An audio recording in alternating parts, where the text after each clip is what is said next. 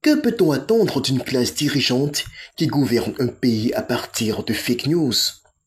Pour comprendre la situation actuelle des pays de l'AES, piégés dans l'insécurité terroriste et le marasme économique, il n'y a qu'à regarder ce genre de dérapage. Qu'on fait? Ah oui, je vais téléphoner à tel président. Il faut qu'on prenne des sanctions contre le Mali. Vous savez de qui je parle?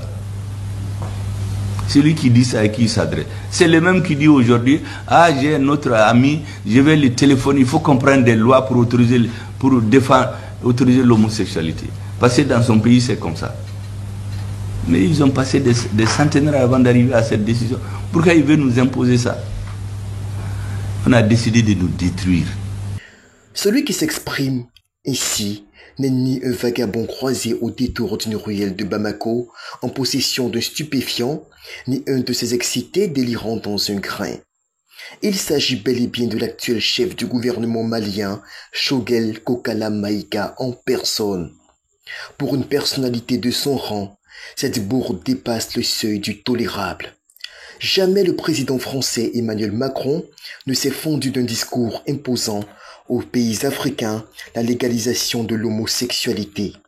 Nulle part un tel discours n'est retraçable, si ce n'est dans les sphères abrutissantes des laboratins de la Russe-Afrique, experts dans la fabrication de fake news destinés à abêtir leur public. Le montage vidéo en lui-même trahit l'amateurisme des auteurs de cette fake news.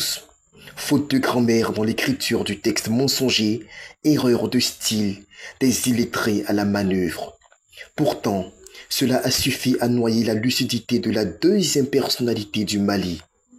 Mise en parallèle avec les affabulations du putschiste burkinabé à Ouagadougou, qui a acquis une triste réputation dans la déblatération d'accusations infondées contre la Côte d'Ivoire, la France et le Bénin, sans jamais apporter de preuves, il y a de quoi s'inquiéter pour l'avenir des trois pays formant l'alliance des États du Sahel.